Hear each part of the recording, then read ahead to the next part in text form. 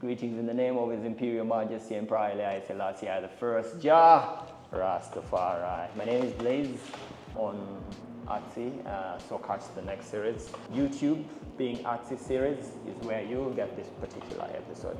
Bless up. Guys, tujaza bakabiwa never conversation osobola omanya n'okuyiga ye intention ati wali talina recognition gataba vubuka bamukola tulina mission. Blaze, Yeah. welcome to ARTSY. Finally, I've been wanting to have you on this couch for a long time. Is that what you tell every guest, or? Not every, yeah, but I've told some guests because it's true. Yeah. It's also true for you. Yeah. Now, for as long as I've known you, you have been sort of a curator of reggae music. In like, if I talk about reggae music in this context, in this country, Blaze's name has to come up. I thank my dad because he met a Kenyan woman. Oh. And Okay. they went did their things. Backstory. They went did their things, and hey, I'm part of what. So it has a lot to do with my Kenyan side of everything, because I'm a kid who has older brothers, last born by the way. Oh. I'm a kid who has older brothers who have already got into this whole reggae vibe, but at home it was no one welcomed reggae at home. So when my brother brought tapes from Kenya that I liked, it just pulled me there. I got to a point where I was like, all other music is good, but reggae is what grounds me as a person. Yeah. I found my place with music. Everyone has their particular genre they like. Some people like all genres. For me, reggae was the one that I leaned towards. You've done it on radio. You're also like one of those radio heads from like forever. Okay, for me, not to Yeah, fake Yeah. hype. Oh. not fake hype, but you know, for again, for as long as I've known you, and then you're doing it now with a night at Gardens, in at the Nigeria, Gardens. at Gardens on Wednesdays. What has your experience been like, especially oscillating between mainstream media, radio, and now with the people? Because I think that the Gardens, the night at Gardens has posed a kind of a crowd which is actually interested in. Yeah. But I imagine even having it on radio, even having the idea itself, pitching it, having it, Yeah. you know, kind of, because there is this, okay, it has to make sense. It has to, you know, we have to sell other Yeah. listeners. What has been your experience? First of all, reggae is a hard sell. Especially in this country, because Ugandans don't love reggae. First of all, even on mainstream, it was a hard sell as well, because I remember after I left Touch FM, which was, I think, the only radio station that embraced the culture. Why? Because the owner loved reggae himself. He loved rock. He was a rock and reggae head. Okay. So it was easier to get to Touch FM. However, when I tried to sell it to another radio station, and I'm still trying to sell it to so many other radio stations now, there's a bit of resistance, because they're like, but now Uganda, man. If you're actually selling reggae, you're selling dancehall. So if you're not bringing a dancehall crowd, you're not getting reggae.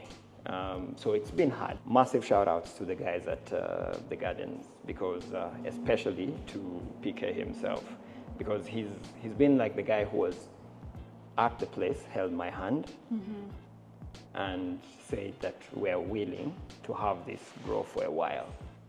How long are they going to be patient for? That's my worry. Yeah.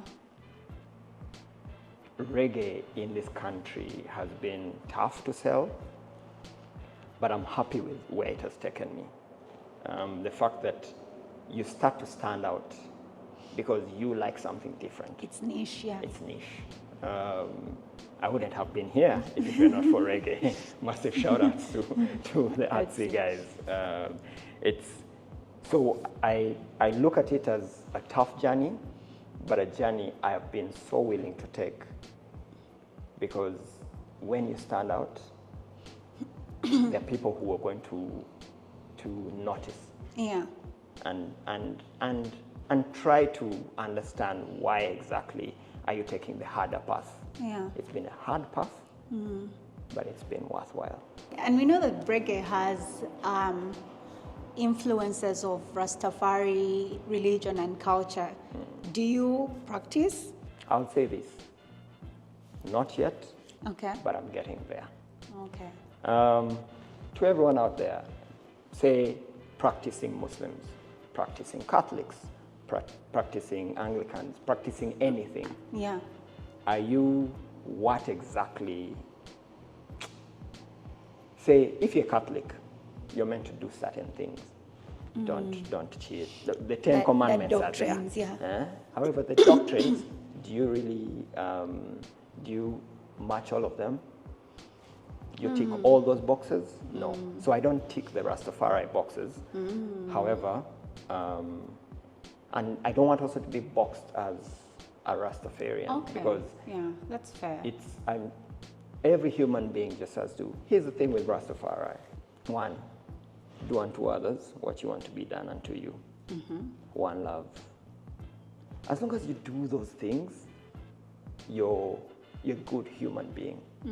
Basically, Rastafarianism is just be good, do good, good over evil. So many people say things like, a Rastafarian should not eat meat. A Rastafarian should not do certain things. Someone said this once: why should what you believe in be what dictates what you eat? Say your blood type is O. You'll need animal proteins. So why should I not eat meat as a Rastafarian, and yet I need the meat as a human being? Right. It has a lot to do with how you define it for yourself. Yes. Yeah. But at the top of it, do good. Yeah. Do good. Okay, do good. Tell us about your hair. Also, just as you've had locks for the longest time. How much is longest? I think Is it just a word that people use? No. Admittedly, I use it in the context of how long I've known you, but also in this case, it's also how long the locks are. Okay, yeah. And the culture shifts, the acceptances shift. There's still very problematic systemic views of locks, even in this country. Yet it's not as, say, problematic as it would have been 10 years ago. 10 years ago, yeah. Earlier, I talked about the Kenyan connection. So our oldest brother, who would bring mixtapes from Nairobi, locked his hair in 2002. This is, 22 years ago. At the time, he was also the guy who used to bring reggae to the home. So reggae was banned in the home, and dreadlocks were banned. So anyone who would be seen with dreadlocks at the time, that's why they're even called dreadlocks. Dread, anything you dread, but they're locks. So it was terrible for him. However, in 2009, I started to grow my hair. So Dad would always tell me, when are you going to the barber? I'm like, I'll go, but give me some time. I'm now an adult. Massive shout outs to Dad. May his soul rest in peace. He was so patient. Like every time I would come back home, he's like, hey man, you've not cut off the hair. What's up? When? For 3 years, I did not cut off the hair. Now this goes to 2012. I respected him so much to a point that, because he was very present in my life. So I had to not ask for permission, but tell him, you know Level what? with him, like, listen, Yes, this listen, is going to happen. Is going to happen. And I how did remember that- meeting him somewhere on Kampala Road. We had lunch. I was at Touch FM at the time, and he did not say no, but there was a bit of a Resistance. yeah. I was like, okay, I get it, you're an old guy, but why? So he started to explain to me things like it changes your identity. People have known you as this person. Now you're starting to grow hair. They may never recognize you on the street. Right. I'm like, I'm cool with it. So he's like, if you're okay with it, go ahead. So I locked the hair on 9th August 2012.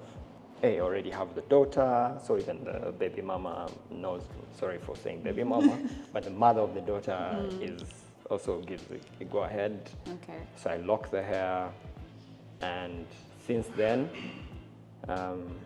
it was one of those journeys where I could walk into a room or walk on the street and tell that someone is judging me. But what I always knew is I'm going to prove them wrong. I didn't want to be that. When we were growing, everyone who had locks was looked at as a muyaye, his tag is a what. In my head, I was like, I'm going to do good to just show people that there's this side of locked people. Right. And it was the journey for me for 9 years until, well, let's use the word incarcerated. That was bad for me. I feel that even when I went to jail for a crime, that it was a crime, yes. But I asked myself, when they were locked, when they were cut off, it really fucked with me. It fucked with me. I'm glad that they're back. I'm glad that they're back. We're glad they're back. Are we all? We are so glad they're back. But yeah, the entire locks journey has been absolutely perfect. It's opened doors for me. It's made me meet the best people out there, from Chronixx to Burning Spear. To Jah9. To Jah9. What? I'm jealous about that. A whole vibe. And sometimes I ask myself, hey, because at the beginning, my dad asked me, are you going to keep them? Is it a phase? Oh. Or your Commitment. Commitment. And I told him, why not? It's commitment. Yeah. So hey, Edna, there was a point you actually had locks. I did. And look at you now, a bit disappointed. I never try to advise chicks to not chicks, but if you're doing it as a phase, I have a problem with people who do it as a phase. Because I think when you've locked, you've locked. Yeah. What happened? You're locked in. What happened? Well, yes, I had locks for 8 to 9 years. So it certainly wasn't a phase for me. It was commitment. I was locked in. I think for a start, I had thought about it for the longest time because of the school system. Primary school, they made us cut our hair. Yeah. And then I go to high school in O-level, it's still like the 1 inch thing, it's even a school rule. And then when I go to, I was in a bingo O-level, then I go to St. Lawrence, Horizon, and you can keep your hair. You can not only keep your hair, you can treat your hair. And so that was exciting for me, one, because I'm going to grow my hair for the first time, to grow it out for the first time since I've been in the school system. Yeah. 2, because again, the influences of Eurocentric standards of hair and beauty, I'm just looking to like, oh my God, treat my hair and it will be, that like internalized self-hatred. Apologies to anyone who treats their hair. It's not a personal, Yeah. but like just, it is also very Eurocentric standards. Yes, it is. So I do it. I treat my hair grows fast. It's like now, that cooked hair. And then it was nice. Now that was a phase. Because it was nice while it lasted. Yeah. But I started to question it. When I went to uni in first year, it was really long, and people used to be like, "Oh my God, your hair is so nice. Is this real hair or is it a?" And then that, funnily, was supposed to be like, okay, this is good. But it made me question, like, why do you, with your natural hair, because people were just now growing out their hair, why do you feel like this is that beautiful hair? So I had those questions along the way, and then I said, okay, I'm going to lock my hair. It was resistance for me. Oh, yeah, okay. because I also rejected. I had a friend in Makere in law school whose lecturer had told her she had natural hair, her afro out, and the lecturer had said that hair is unkempt, it's not neat, it's not, and that made me really angry. And so, and so I was just like, okay, I'm going to resist and go that very, very opposite way of what is considered neat hair. But I also wasn't admittedly ready for the commitment yet. I first tested it out with, the fake locks. I had fake, don't, judgment. Please. So, what locks are locks? Because I feel like locks are locks. Okay, locks are locks. Like, everyone has come up with different names for other types of locks. Okay. So you're going to have 4 locks, you're going to have, I saw the other day they're invisible locks. Huh? What? Like, sorry, what the fuck? Are we allowed to We're swear? allowed. What the fuck do you call this? In ours, they're not meant to be seen, but they're seen. These ones are those ones where you, like, say, I get like 4 or 5 locks and then put them all together. Oh, so that makes them invisible. What the fuck? Yeah. No, mine had extension hair. So Were you happy with that? Did you like going around saying, "Yay, I have locks, hey, look at me"? No. I wasn't even doing that. For me, that was to test the idea out. I didn't like how it felt because it's rough. It's not like, there's a very, very specific difference when it's your own hair. Yeah. But then I wanted to test the idea out, and then I took them out because they were also uncomfortable, scratchy, and then had my hair for a bit, but eventually, when I'd left uni, committed, locked, and it was beautiful. I enjoyed every stage. I really liked when they were really short, and then I really liked when they were growing. I really liked when I could, they could go on and on. Then I just woke up one day and went to a salon, and I said, okay, let's do it. But I also have to say that there were moments where I had thought about it, not in terms of I'm going to cut my hair, but in terms of why not? When I started to think about it, I was just like, oh no, I'm attached to my hair, which it really becomes a little bit of an attachment, but mostly an identity. And then I was just like, but no, I'm still me, and why not? So that whenever I started to ask myself, why would you cut your hair? You like it, it's at this point your identity. The answer that came up was, why not? And then one day I woke up, I don't know what, 2022, woke up, went to the salon, and I was like, let's go. And everybody was just like, are you serious? Why not? I just kept saying, why not? And I can keep my locks. Anyway, I kept my locks. And I could still have them? Yeah, because there was the talk of... If say, and I'm not saying that... You're not influencing me. If say you want, would you reattach them? Yes, I'll totally do it. I think that's why I hold on to them, because I'm like, Would you sell them? No, because I found that... If say rent was due. Not for rent. I yeah. got to meet Tom and just say, not for rent. If, say, maybe, actually it's good you asked me this question, because when it came up, like, you can sell them for a lot of money, everybody, my hair guys were telling me. And I was just like, first of all, that's weird, because I know. Energy. Hair is energy. I don't want to sell my energy to anybody. Yes. God knows True. who. Thank you. Thank you. And then I was like, no, but it's also like my identity. I'm not looking to I didn't grow my locks out to make a buck out of them. Yeah. And by the way, that time I was a bit broke, but I didn't. Now you're not, eh?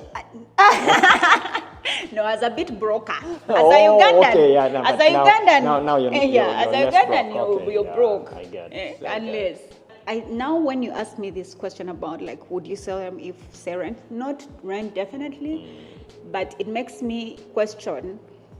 What if I had like a real issue? What if I had a huge medical bill to pay, or things like that, or maybe someone I care about, you know? So maybe those are one of the maybe there are instances where I could sell them, but it's not an idea that appeals to me. Yeah. If anything, I find it very, cringe. it's very, very cringe. It is. I want to talk about media, entertainment, and culture, but specifically what I have, you have, God knows you have. When I Google Chidandali culture, the third result is a tweet you made. Yeah. Do you know? Yeah. So the thing about which Chidandali culture, just to explain a little bit I'm sure people have heard Chidandali, but it's really, the culture is, in essence, some sort of reckless abandon with which people decide to live. And reckless abandon can be a good thing. Let's say you're on a dance floor and, you know, like you just like release your inhibitions, yeah, and enjoy that music. But it can also become irresponsible. It can also become unintentional, or it can even be a way to bastardize just the way we live. Yes. And so, for reference, that's it. Originally, Chidandali came from a kind of, the name itself is like, I think comes from originally here from a kind of music, and it has influences of Kadongo Kamu, and I think that's why I also relate it to, like, say on the dance floor, if you're going to like dance and it's music, and however, it has become a culture, like we are referring to it now. That is all of those things that I explained in the beginning. Why do you, but people are just like, Blaze is so against Chidandali culture. Why are you so against Chidandali culture? I like that you explained most of what it is. Yeah. And you use the music as a reference. So, what is the most popular genre in Uganda? Chidandali. Culture comes from culture. So from the beginning, I looked for something that Ugandans would somehow relate with, but just to explain what pop culture is and how good it is, but how terrible it can be. Because pop culture is so many things. We have pop music, but the culture itself is. So when you look at 1 hour music, oh shit, I like our music. But I like music that is music. I don't want to listen to stuff that you use the good word, bastardize. The other for me is more sexualizing stuff. It's anything that, and Jamaicans call it slackness. So that's why I don't like dancehall a lot. There's dancehall that is positive. There's dancehall that keeps on telling you about how good you should, some of the good things you should do. But if every time we're talking pom pom, if every time we're talking about look at the pussy waist or what, I don't like that. But for me, Chidandali culture goes to pop culture, but the pop culture that has been normalized. Like, say, if you want to become rich in this country, what the industry that you should go into is politics. And then that means you have to be corrupt. You have to politic. You have to politic. One, that's Chidandali culture. If you want to be successful in life now, Chidandali culture is like the pathway to a status quo, basically. Exactly. Yeah. So I am against Chidandali culture because I feel that we can do better. Period. We can do better. And Chidandali culture is not what we should be doing. It's not better. But yet everyone is doing it. Right. Like you're doing a podcast here, but you're doing a podcast that goes deeper than the popular. It goes deeper than the Chidandali. Don't we know that? If you're not going deeper, why are we just touching stuff at the surface? At the surface. Why is that what has been normalized? So for me, Chidandali culture is that. Right.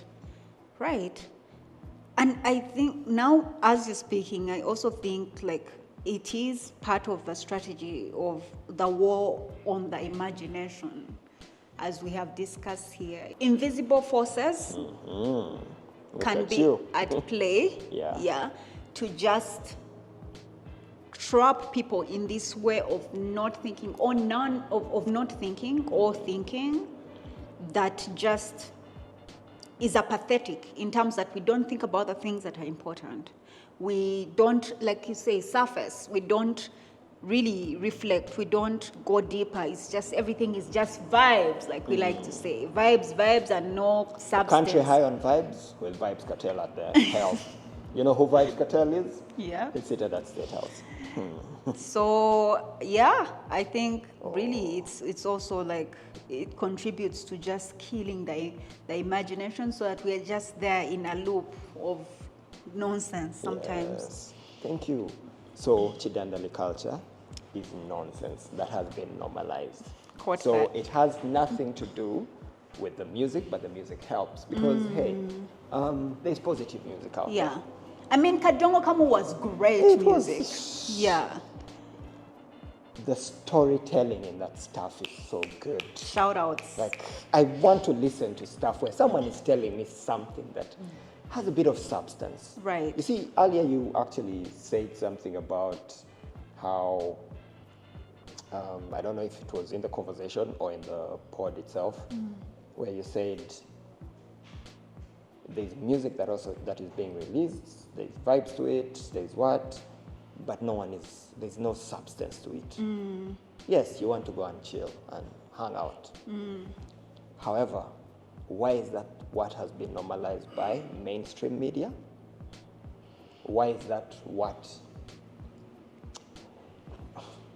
How long are we going to take on this? Because I don't want to take too much of your time. No, keep going. But every time what is deep is what is not pushed out, there's a problem. Right. Why are they giving us? Why are they poisoning us with bullshit? Right. And we're taking it. We love it. It's in the favor of the institution that we don't think. We don't think. Right. They love that. They love that so much. And going back to why I like reggae, it is one of the only genres, if not the only, that is grounded and is the perfect balance. Right. That there's not too many reggae songs that talk about you having a party. All of it is about, hey, your taxes are being misused. All of it is about, hey, there's a lot of rapists out there. No one is talking about this stuff. It's what's calling out what society is. Yeah. Not too many genres do that. Yeah. I know that hip hop does it. I know that soul has done it. I know that jazz used to do it. But somehow, when we move towards how we commercialize this stuff, right, it's not pushed out. It's not pushed out. Yeah, the good So stuff doesn't. why is what is being commercialized? Nonsense. The bullshit, the nonsense. Okay, we have to talk about, perhaps end with this. Yeah. Legalize it. hashtag legalize it. So is it a movement now? It's a movement, it's a call to action to decriminalize marijuana. Yes. Why do you think it's important to decriminalize the There's a Jah9. There's Jah9 content that she put out, but by a professor called Naif Kadamawe. Okay. Go check it out. And in that entire podcast, this professor, a renowned professor, was talking about the benefits of the plant. And he goes further away from using it. Because when you use it, yeah, people smoke it, it's medicinal and what. But for me, what I felt many people should know is marijuana itself is not just any plant. Every plant is important in the world. All right. Even weeds are important. Maybe that's why it's called weed. Weed is an unwanted plant. Why is it unwanted? No one knows. But he talks about how, I'm a farmer. I grew up on a farm. Been on a farm for now more than 30 years. But do you remember when they used to teach us about crop rotation? Crop rotation, as for a farmer, it helps you take nutrients. Like if, say, you planted beans here, beans are one of those plants that put nutrients back into the soil, then you can plant them somewhere else. One of the plants that actually helps to enrich the soil is marijuana. Wow, even I didn't So know that. say if you have barren land, but you plant marijuana, that land will become so nutritious for any other plant. So I'm only going to use that one example for the people out there who think that marijuana is only smoked by it also helps us as a country to help our soils become better. Yeah. So to go back to your question, legalize it comes from not just a movement, but a call to action, Right. a call for colonial governments to decriminalize it, sensitize the masses, then legalize it. Okay. The money we can get from marijuana is much more, and I know now there's a coffee debate, so I'm not going to compare it to coffee, but marijuana in this country Yeah. can be one of the cash crops that can properly milk the cash for us. So mine is more, marijuana is a good plant for everyone. It helps farmers, it helps you and I. I remember after COVID, during COVID, by the way, A lot of people suddenly. a lot of people started to feel that, hey, marijuana is not a bad plant. Right. Even our own parents. Our parents were. Our parents were like, because the COVID had taken them, they were coughing weird, but someone told them, but if you try marijuana, or just mix it with other herbs, because it's a herb as well. Right. If you mix it with other herbs, you'll be there. And they were taking Today, it. I have a feeling, in very many kitchen gardens out there, Right. there's a marijuana plant somewhere. It's also good for the animals. Oh. Like if you're big on poultry, the chicken love it. Oh. If you're big on goat farming, your goats will it will be hard for them to get certain diseases because it's a herb for them as well. Marijuana is a plant that we should all embrace for all its reasons. However, it can be abused. Right. It can be abused. I remember in the 90s when I started to use it, it was like the hard drug. Today everyone is using it. I feel that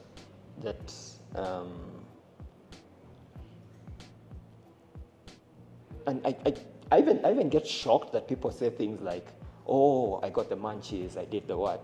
Not all marijuana brands, not all marijuana strains yeah. give you the munchies. Oh, okay. Yeah? So maybe it's in your head. Maybe you just like to eat. But yeah, legalize it. Period. Blaze, thank you so much. Bless up. Thank you for Thank coming. you for having me. Thank you for having me. It's been a long time coming. Yeah. But thank you.